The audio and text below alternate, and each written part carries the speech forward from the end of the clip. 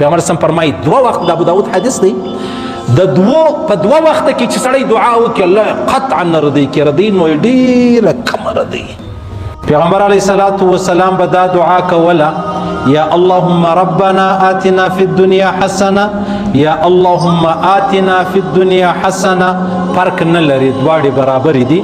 نو پیری وای و هغه صحابه ته وای ته آیت الکرسی وای او زه خدای کرسی خود ما ولایت کرسی فائدہ دروښایم مال خدای راوښه څنګه فائدہ ده ول چې کوم سړی ماښام آیت الکرسی په خپل کور کې وایي دا شیطان د کور صداسي په منډه ځي پیغمبر سم فرمایي دوه وخت د ابو داود حدیث دی د دوه په دوه وخت کې چې سړی دعا وکړي الله قطعا ردی کې ردی نو ډیره کم ردی اولنۍ دعا چې د عزیزانو هغه د اذان پر وخت اذان شروع دی سړی دعا وکړي صحیح اوس موږ خو د اذان پر ټیم باندې موزیک نه پرېږدو پخوا کستۍ په یاد دی دا زموږ ډریوران چې به موږ په دا بسانو مسانو کې تلو راتلو پېښور و کراچي ورځی چې بو نو به دا پر ایدرا چې به کله رالی دا موټر یا بس یا شي دا موزیک شی به لګولی و پر ایدرا به رالی قرار شي حالانکه دغه د ایدرې و موړو ته دغه موزیک قرارېده هېڅ فایده نه کوله خو صرف دومره عبرت و چې دا مې ځای دی دا شی و چې دا مې ځای دی اوس خو په ایدره کې موږ ناست یو موبایل غزلې راته لګېږي زموږ آخر ژوند انجام دی چې ته راورسېدی تاسو اندازه ولګوئ بیا بله خبره دا ده چې کله به اذان شروع شو اذان د اذان پر ټیم قطعا هندو بلا هم چې ډول وایي ډول به پرېښوئ ډول زنا نه دی ډول چې وایي دا چې به اذان شروع فورا بیا دا ډول کښېښو فورا اوس زموږ تی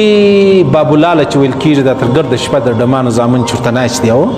دا اذانونه هم شروع د دې بابولاله هم شروع خاص د تهجد پر ټیم چې الله پاک سره څنګه ښایي اول اسمان ته راشي دلته زموږ دا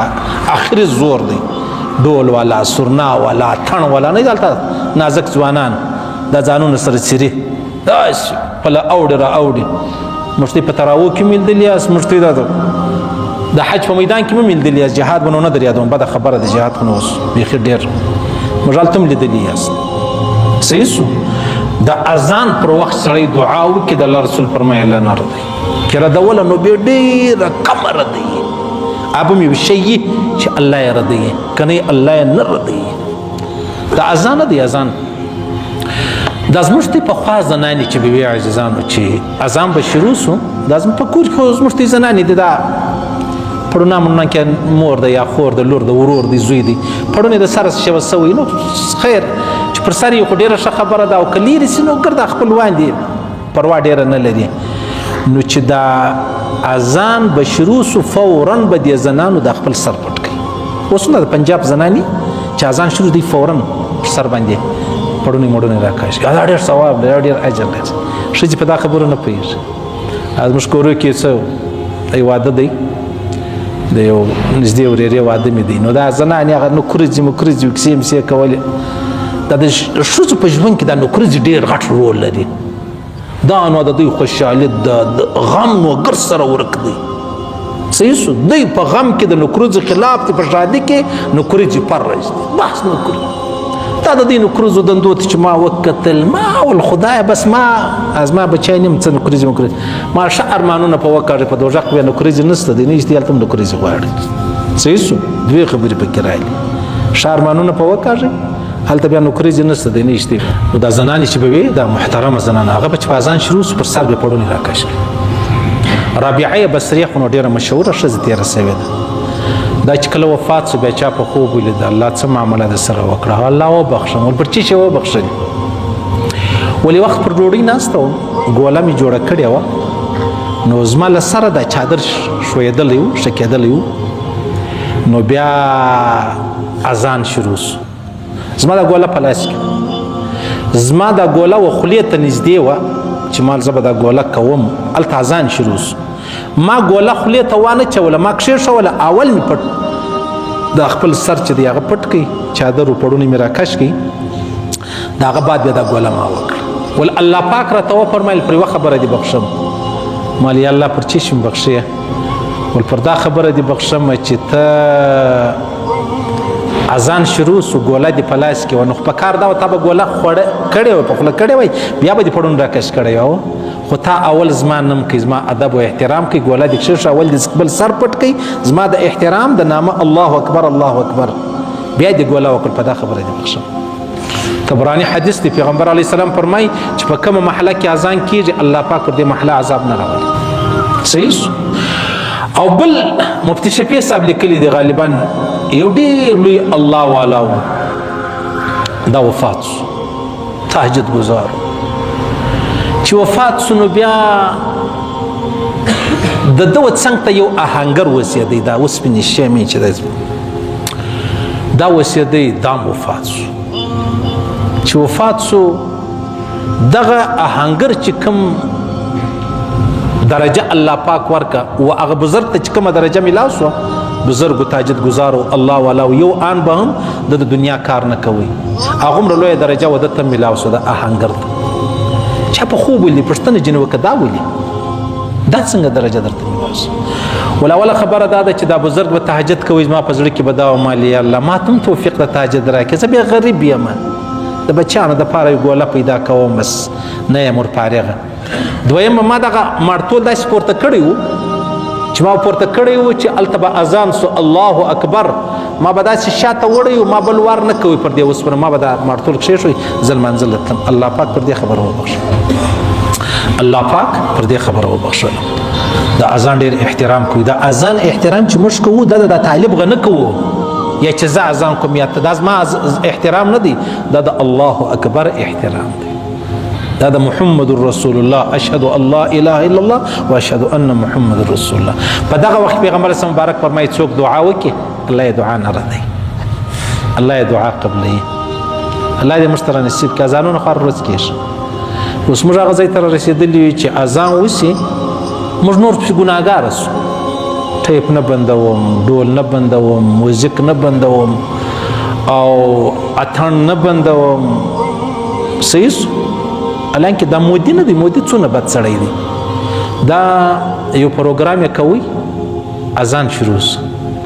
مسجد په نږدې و چې اذان شروع سو فورا ودرېد ولاړ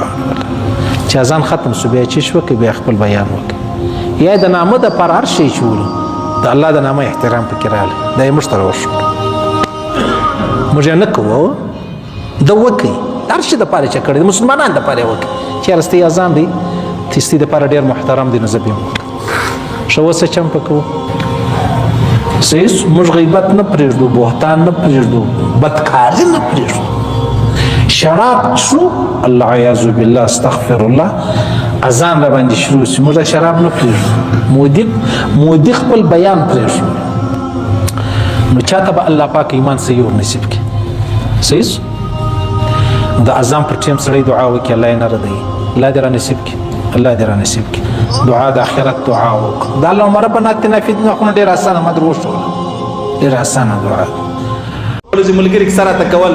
ول زموږ د غزني یو مشر سړی و نو دی په لږ سر د باندې راووتې د شپې چا ورته وویلې چې پیرانان به د تاوان در ورسوي نقصان به در ورسوي ده ورته ویل پیرانان به څه و څه کړمه چې ما ته به تاوان را رسوي او مولا اشرف علي تانوي صاحب رحمه الله فرمایي چې یو سړی د پیریانانو څومره معتقد یي د پیریانانو په باره کې څومره دی معتقد یي څومره د ده عقیده هغه د امیانو پر چم عقیده یې سمه یي هغومره جنات هغه خلک تنګوي دا عجبه خبره ده او چې څومره د پیریانانو سره عقیدت کم یي هغومره پیرانان پر ده باندې اثر چې دی هغه نه کوي نو دغه صحابي چې دی هغه د یو پیري سره ملاقات وسو بیا یې کشتي ورسره وکړه کشتي چې ورسره وکړله پیره یې ګزار کړه